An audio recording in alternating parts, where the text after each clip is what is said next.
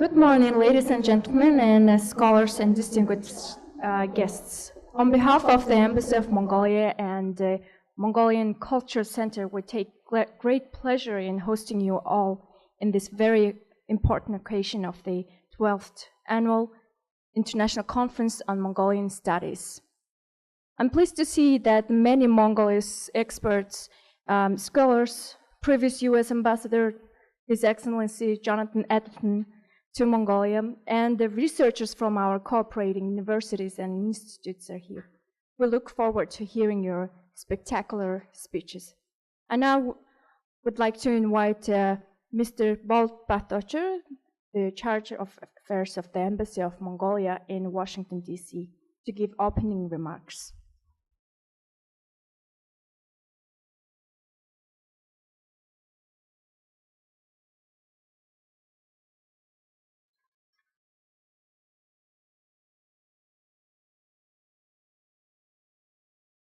Well, scholars, distinguished guests, ladies and gentlemen. On behalf of the Embassy of Mongolia and myself, I sincerely greet and congratulate to all, including Mongolian and foreign scholars, who participate in the 12th Annual International Conference for Mongolian Studies. It is my utmost pleasure to express my gratitude to many scholars and researchers who contribute to the development of Mongolian studies in the international arena, particularly in the United States, to reinforce Mongolian history, language, traditions, and customs, to make awareness among other nations and prepare the next generation of Mongolists. And special thanks to the Mongolian Cultural Center, particularly Dr. Saruul-Erdene, for continuously co-organizing the conference with dedication and to deepen the relations between the scholars. Thank you very much.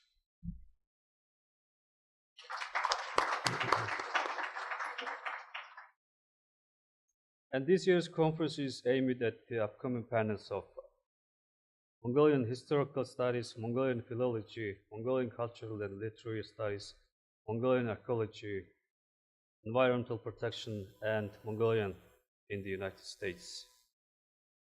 As you may be aware of, Mongolian government takes close consideration into intensifying Mongolian studies globally, actively involving foreign scholars through coordination and preparing new generations in this field.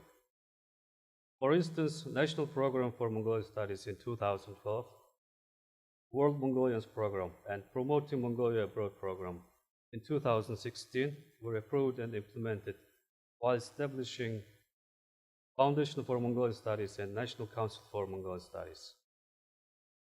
EBI Scholarship Program for Young International Mongolists also began last year. And now I have the pleasure of announcing the opening of the 12th Annual International Conference for Mongolian Studies. I'm sure that everyone here looks forward to hearing many spectacular speeches from our scholars. I would like to wish all you a successful conference, and also I'm pleased to demonstrate that our embassy will put great effort in developing Mongolian studies in every possible way. Thank you very much.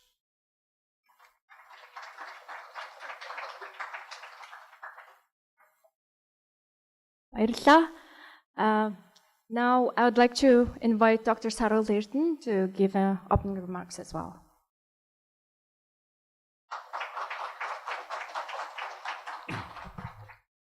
And since it's a bilingual conference, and since our Deputy Chief Mr. Bolt spoke in English, so let me speak in Mongolian. За 12 дахь жилдээ Монгол улсын элчин сайдын Монгол соёлын төвөөс хамтран энэхүү хурлыг зохион байгуулж байна. 12 жил тасралтгүй энэ томоохон үйл ажиллагааг зохион байгуулна гэдэг бол манай хоёр байгууллагын нөрөх хөдөлмөр хамтын ажиллагааны үр дүн юм. Тэгээд нэг юмд би их баяртай байдаг. Юунд баяртай байдаг вэ гэхээр төрийн бус ийм хоёр байгууллага нийлээд хамтдаа энэ хурлыг 12 жил зохион байгуулж байгаа нь Монгол улсад за тэгээд монголчуудын амьдардаг Монгол улсын элчин сайдын бүхий л улсад олон хүний мэдээлж байгаагаар манай энэ хоёр байгууллагын энэ хамтын ажиллагаа төрийн ба төрийн бус байгууллагын хамтын ажиллагааны үлгэр жишээ болж байдаг юм аа гэдэг үнэлгээг сонсоход их таатай байдаг юм аа. За тэгээд чи сайдын яамны хамтлаганд баярлалаа.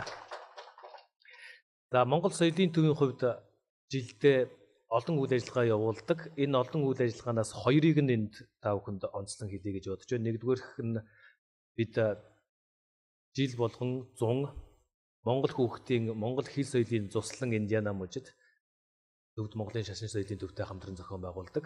Энэ бол их томоохон төрөх хэмжээний нэг том ажил байгаа. Хоёр дахь үйл ажиллагаа томоохон үйл ажиллагаа маань энэ нөхөө элчин сайдын яамтай хамтран зохион байгуулдаг хурал байгаамаа.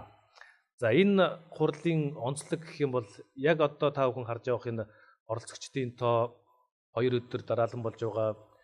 За тэгээд мөн олон сэдвийг хамарч байгаа сэдв оролцогчид зөв илтгэгчид за тэгээд илтгэлийг сонсон оролцож байгаа хүмүүсгээд бүх тоо баримтаараа манай энэ хурал бол Америк нэгдсэн улсад болж байгаа Монгол судлалын хамгийн том хурал болсон байх гэдэгт итгэж байна. Бусад хурлуудад олон хуралд би өөрөө бас оролцдгийн хувьд нэгдүгээрт энэ чухал юм. За хоёрдугаарх онцлог гэвэл ялангуяа энэ жилээс эхлэн бид төрийн хэлний зөвлөлтөд хамтран ажилласнаар нэг том амжилтанд хүрч чадсан.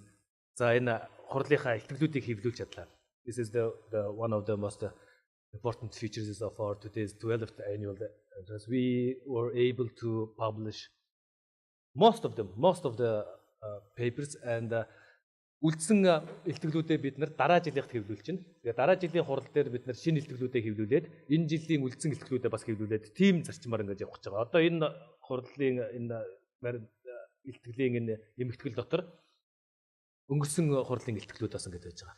Ингээд жил бүр одоо ингээд бид үүнээс хойш хурлынхаа илтгэлүүдийг хэвлээж яваад байхаар боллоо. Энэ чухал. За 3 дугаар онцлог гэвэл бусад бас хуралтай болоод Монгол судлалын бусад үйл ажиллагаатай харьцуулахад өнгөрсөн жилээс эхлээд бид хурлаа шууд дамжуулж эхэлсэн. Шууд дамжуулахдаа зүгээр нэг Facebook-ийн лайв гэдэг тэр биш их өндөр чанарын өндөр хэмжээнд манай Эрдэнэ нот энэ дээр тусгаалan ажилладаг. 2 жил дараалан тусгаалan ажиллаж байна. YouTube-ийн Монгол соёлын төвийн YouTube-ийн сувг байгаа. Mongolian Culture Center гэдэг YouTube-ээр хайхан бол YouTube дээр Mongolian Culture Center гэсэн хаяг байгаа.